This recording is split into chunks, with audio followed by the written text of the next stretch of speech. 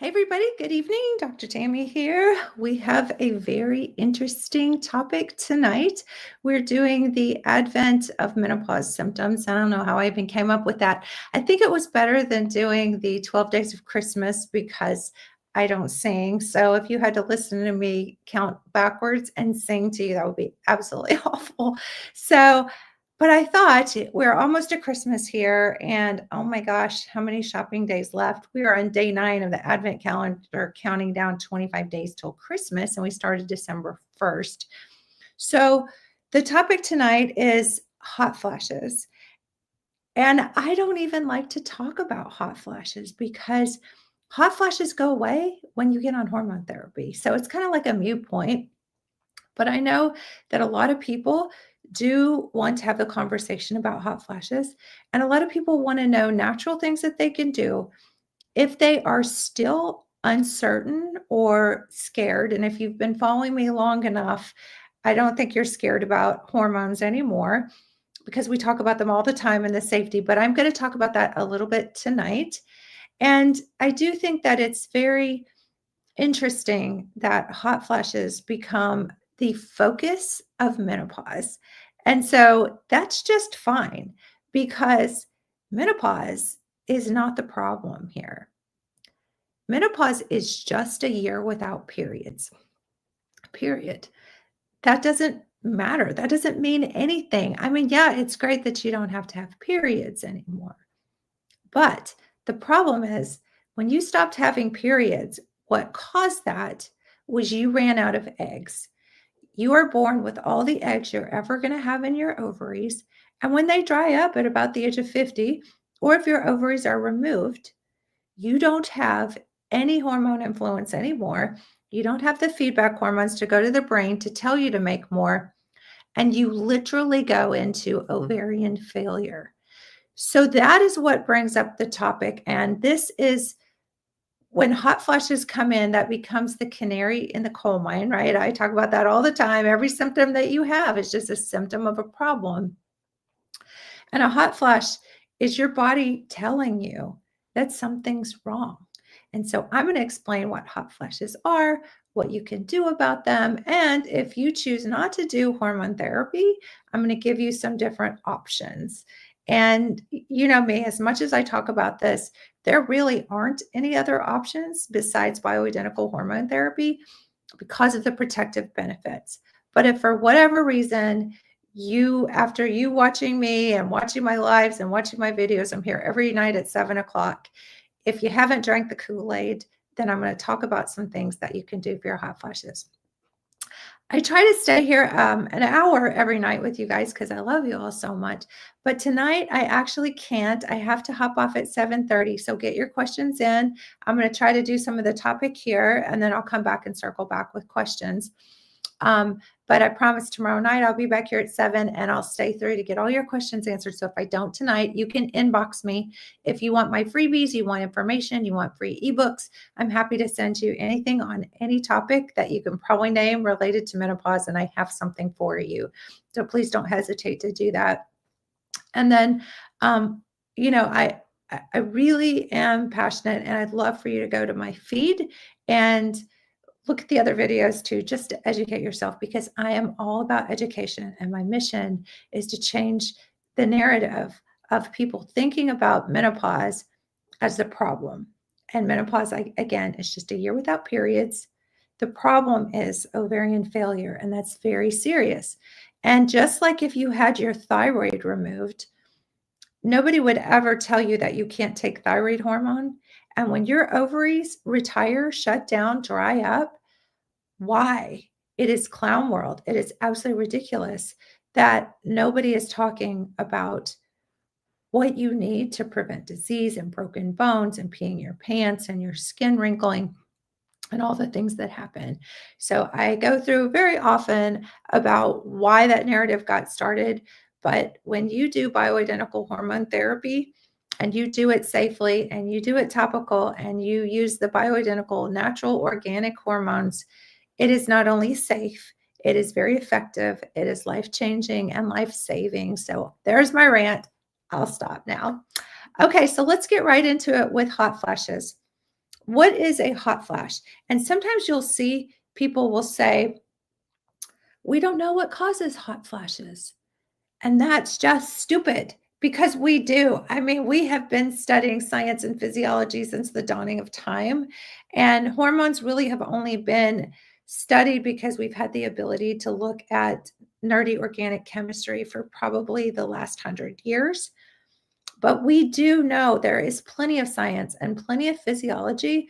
We do know that it is a temperature dysregulation in a little gland in the head called the hypothalamus, a little central part of your brain. And that happens because you have no estrogen. That happens because your ovaries are either retiring or retired.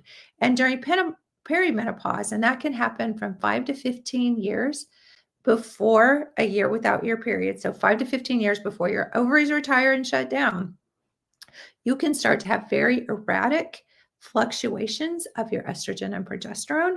And so that's when your temperature changes. And all of a sudden, your brain tells you that you are cold. And then your brain says, we have to do something to increase your internal temperature. Now, if you've never had a hot flash before and you can't understand this, it is not just about a temperature dysregulation. It's not like someone just turned up the heat in the room. It is an angry animal that starts from the inside, and it is like a little devil with the heat that just comes out through your skin, and your face turns red, your neck turns red. Everything is just on fire. And then the next thing is the back of your neck starts sweating and getting wet, and it's just dripping down. And if you are trying to get ready in the morning and put your makeup on, it is totally like you just walked into a shower, and then your hair's all wet. And I know it sounds like, oh, big deal. You're trying to put your makeup on to go to work, but it is crippling because going to work means that you have to put your best self forward. And if you are putting your makeup on 3 times because you keep sweating, that's a big deal. One of the other things is that if you are doing this at night, and tomorrow night is actually, I'm going to be talking about night sweats, a little bit different, but with hot flashes, one of the things is they can hit at night. And the reason we kind of differentiate with night sweats is because that is a total body water. Usually hot flashes are more just upper. And then if you've ever had a night sweat, it's like you soak the bed. And these are not things to take lightly. Again, they're a canary in the coal mine telling you that your hormones are screaming that something needs to change and that you need to do something about it. So we absolutely do know. Okay, why don't some women, or why do some women not have hot flashes? That is because as estrogen declines, thyroid hormone gets dysregulated, and thyroid is your body's temperature regulation. And so people with low thyroid will often have cold hands and feet, right? So that's your temperature. And you also need, so this is interesting, part of the weight gain that happens is that your body, when you take in food and you take in oxygen, there's a stoichiometry equation, a little nerdy science there for you, that actually converts your food and oxygen into water and CO2. That's where fat goes when you burn it. The hormone that drives that equation is heat, because calories are just a unit of energy. People think that calories are a unit of mass, like something that you can weigh. You can't weigh a calorie. A calorie is a unit of energy. And a calorie in an apple is very different than a calorie in a Snickers bar. That kind of sounds good. But it's very different. Your body uses it very differently. And so a calorie is a unit of energy, like a kilojoule or a kilocalorie. And so that energy is then burned by the hormone thyroid that stimulates that equation. And then that's how you burn fuel, like fatty acids or carbohydrates. And so if your thyroid can't heat up like a little pilot light, or your thyroid can't heat up like a furnace, you cannot burn calories and you will not lose weight. Your metabolism will go in the toilet. So if you have your temperature regulation is shut down and you have cold hands and feet, you're freezing all the time, And then you shift into menopause when your estrogen drops out, where normally that heat regulation, your hypothalamus would be saying, I'm cold and I need to heat up. It's a mismatch. And so that's why a lot of women don't have hot flashes. And the main thing is that hot flashes are what everybody equates to menopause and says, oh, I didn't have hot flashes. I got through menopause just fine. So it has nothing to do with a year of not having periods. It has to do with, again, ovarian failure. And you are not making estrogen, progesterone, or testosterone. And that's where the problem is. And that's when you start to fall apart in every way, all the way down to your DNA. And that's where the aging process starts. But if you don't have thyroid regulated because now you don't have estrogen, it's a whole different conversation. So why do hot flashes get all of the noise, right? Why is it like hot flashes equals menopause? Why does that happen? Oh, and thank you for the likes, you guys. I don't want to beg, but if you like this content, if you just tap your screen, it'll send little hearts up there, and it actually helps the algorithm. And it helps invite people who are interested in this content. So it's interaction, or comments too help with interaction too. So just a little shout out for me would be awesome if you love this stuff. Okay, so why do hot flashes get all the press? Well, it's very interesting because they are common enough, right? I would say probably about 30% of my women who come into the clinic with hot flashes are very aware that it's a problem. But the number one symptom of menopause is fatigue. And so that usually brings them in. Weight loss is up there, sleep problems. So the dysregulation that happens with the thyroid, we have to kind of put hot flashes on the back burner. But the reason that hot flashes get so much attention is because that's what was first studied, was hot flashes and symptom control. And it was the only symptom that was studied. And women get so marginalized. We don't get the studies. We don't get the studies on, do statins help with cholesterol? And I can tell you, no, they don't. Another story for another day. But we don't get those studies, and we don't get any attention. And there's just, mainstream medicine just doesn't address what's going on with us, which is ovarian failure. And I think there's a darker agenda, of course, because what happens is that is an opportunity for big corporations to sell their pills, to sell their sleeping pills, to sell their depression pills. And almost 60% of women after menopause are on sleep aids. And 40% of women, according to the stats, are on antidepressants, and they feel like they're crazy. And their doctors are telling them, oh, you're okay. It's, just here's an antidepressant. Jesus says, my hormones are all messed up since finding out I have Graves' disease. I'm also in my early 40s. Okay, so Graves' disease is where the thyroid actually revs up too much. And one of the biggest fears I have for young people like you, and I'm not telling you not to pursue medical advice, I'm a doctor, but I'm not giving you medical advice right now, is that a lot of times doctors will try to take your thyroid out because they say it's making too much. That is ridiculous. Why? Unless it's cancer, and that's a different conversation. But if your thyroid's overactive, holy crap, why would you take it out? And yes, there's symptom control where you can take medication to slow the thyroid production down just a little bit until your thyroid can regulate out, or until you can find a functional medicine doctor who can tell you how to treat that, right? Or maybe you have estrogen dominance, or maybe you have autoimmune something going on. And Graves usually is autoimmune. So you have to fix the gut.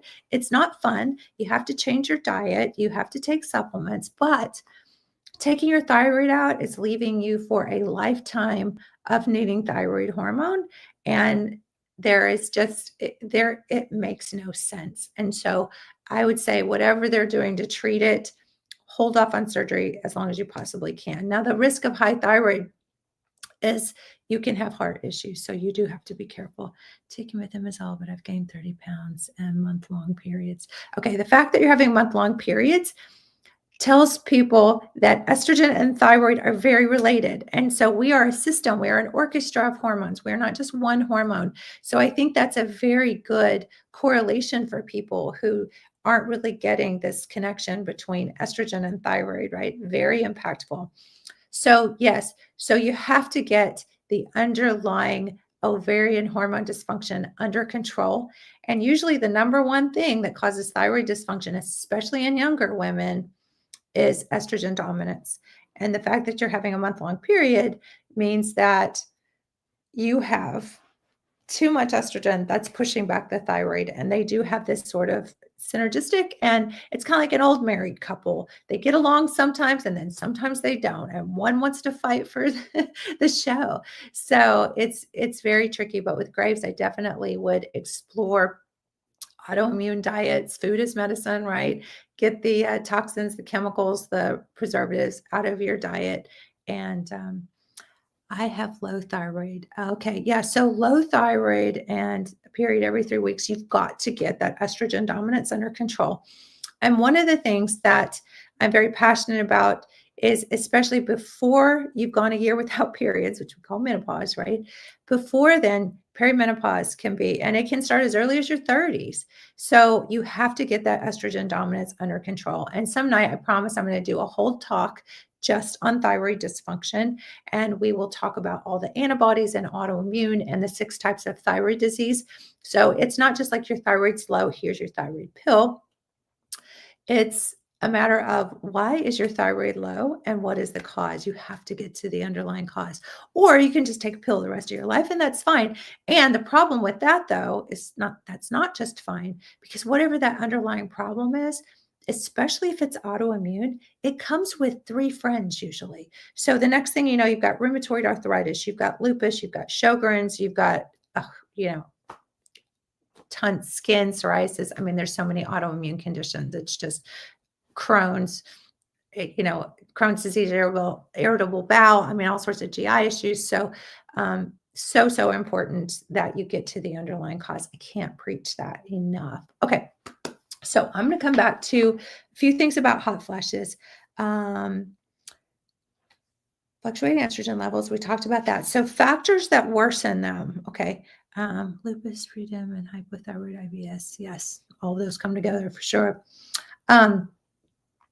Stress, stress is everywhere, right? But you will find that hot flashes are definitely worse with stress. Heat, like after you've got out of the shower, you're already a little bit warmer.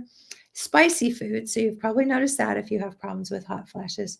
Alcohol, caffeine, smoking, and actually tight clothing. So if you're wearing something that's snug, you're more likely to have that temperature dysregulation, and the brain is going to start screaming, we need to cool you down. Because the hot flash, really, if you think about it, it's like a fever when you're sick. Your body actually is saying your internal temperature is too high with the fever, and then it starts sweating to try to cool you down. So it's moving you there. And if you've ever had a hot flash or a night sweat, you know that immediately you start feeling much cooler. And then if it's a night sweat, you might actually be freezing to death or cold. To wish you were my doctor. Well, if you're in Arkansas, I can be, but if you're not, we actually have a nationwide program called Hormone Bliss. So you can go to the link in bio.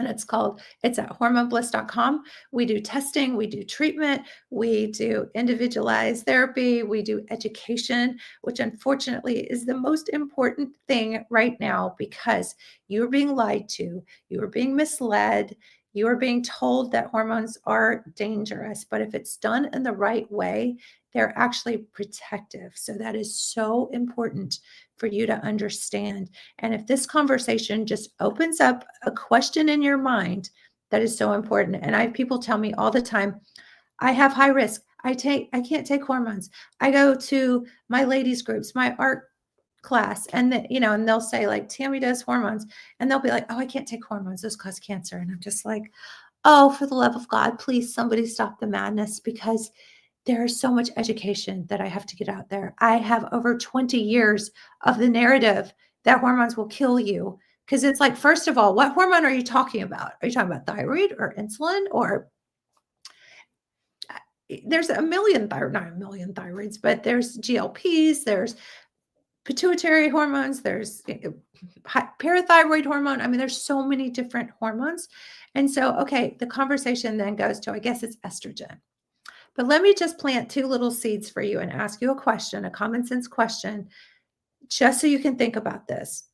If estrogen caused breast cancer, which is what that study in 2002 scared everybody about, then why would they put a 9-year-old girl who's asking for help with regulating her periods, which is totally stupid? You can absolutely use bioidentical progesterone and fix PCOS, endometriosis. You can fix all those estrogen dominant symptoms. You have too much estrogen, you get progesterone. It's that easy. But they'll put them on high dose synthetic estrogen, which absolutely can cause breast proliferation, meaning that it could cause growth, could cause cancer. Synthetic hormones are very dangerous. And I always say the difference between a synthetic and an organic bioidentical hormone is the difference between a strawberry and a piece of strawberry candy. A piece of strawberry candy can cause diabetes. A natural strawberry actually has anti-cancer properties, antioxidant properties. It's totally different. So when I say bioidentical hormones, please understand that they are completely different. So it's apples to oranges when we talk about that, right?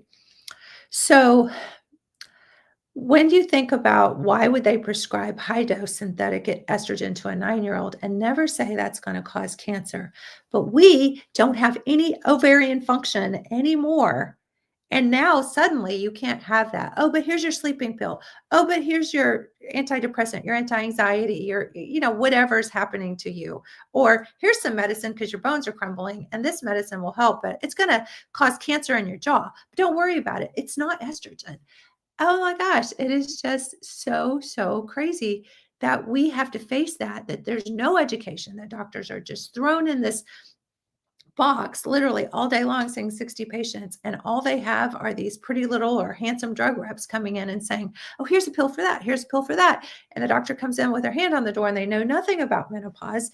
And I don't know if it's that they care or they don't care. I don't know, but they don't know what to do with it, especially when a woman we're doing the Advent, 25 days, especially if you have 25 different symptoms, and most women have all of them 5 to 10 years out from menopause. So it's not just hot flashes, but I believe that what happened was that hot flashes got tagged onto this phrase menopause, which is just a year without periods, to try to throw women off the trail or doctors off the trail of what is really happening, which is ovarian failure. So, okay, enough about that. So my other question, oh, is that hard to relate something you've never experienced? Yeah, that is true. Yeah, and I find that is a problem, especially with male doctors. Not that they're bad, it's just they can't understand.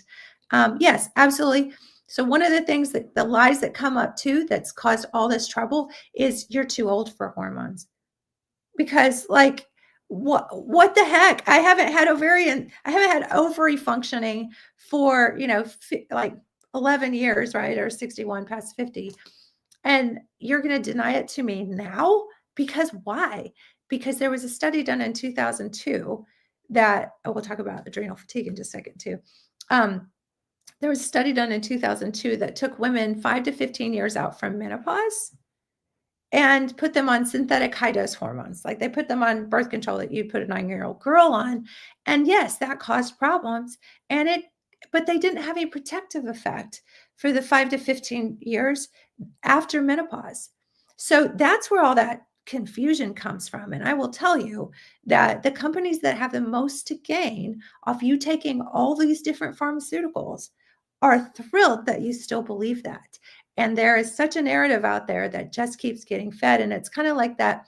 There used to be a game called Gossip where someone would gossip in your ear and then you would tell that and then they would tell that. And what has come down the pike from that since 2002, since that study, literally took us from 60% of women on some form of HRT before 2002. We are down from 60% to 5% because of the gossip game. And it has to stop. Women are suffering and they're scared and they need the information, and it has to stop. It has to stop now. So, okay, so I just said the difference between if estrogen caused cancer and all the things that they're saying. Why are you giving it to a 9-year-old girl, right? Okay. And then the other thing is that there are 3 different kinds of estrogen. So if you're going to say estrogen causes cancer, which estrogen? So a lot of times when people message me and they say, I can't take hormones because I've had high risk or I have high risk or I've had breast cancer, my first question is, what hormone? And then if they say estrogen, then I say, what estrogen? Because it's very important, because with bioidentical hormone therapy, individualized compounded topical hormone therapy, you can take the good kind of estrogen, not that God makes a bad estrogen, but there are different kinds. So that's a little bit beyond the scope of what I can talk about tonight. Someone asked me about adrenals. I promise I'm going to address adrenals. I have to hop off on the 30-minute mark. Our program, hormonebliss.com, our initiative, our collective, is helping women with testing and getting hormone therapy when their doctors won't listen to them, or if you're not being treated adequately or right, or you want to explore safer options, or you feel like what they're doing might not be the right thing, or you don't feel better on it. And so once a month, I get on a Zoom call for our ladies in that group and answer questions specifically for them when they're having questions about their hormone therapy or education. So I have to hop off here and do that. But that's only one night a month for now. I think the demand's going up, so I might have to do more. But yeah, so I'm going to hop out here in just a little bit. But I do want to say adrenal dysfunction, again, we are all a very complex orchestra of hormones. And where are you located? I'm in Garland County, Arkansas. I'm in Arkansas. I'm not sure what Garland County is, but you can find me. My clinic is Healing Art Centers in Lowell, Arkansas, but our Hormone Bliss program is really where you're going to get the fastest testing treatment. I'm pretty booked out in clinic. So if you go there, you will get access to everything that we do. And we are running a special, Hot Springs. Okay, cool. Yeah, Arkansas is good. Hot Springs, we are running, for Christmas, we're running a special. I had Hot Springs on my mind. My son actually goes to Hot Springs National Park College. And so he's home for Christmas. So I guess I have that on my mind too. But our special is a test kit for $119, and it's normally almost $300, so $119. It's like it's just like a steal. So you can just start with tests, even if you're on hormones right now. Whatever hormones you're on, you can start with a test kit, and you get a free consult with one of our hormone coaches, and they will visit with you about it and tell you options and what to do. I'm sorry, go to the link in bio. It's hormonebliss.com. And then you can follow the thread and it'll take you to the order page, and you can just get the test kit. And there's no commitment. Educational advice. Oh, sweet.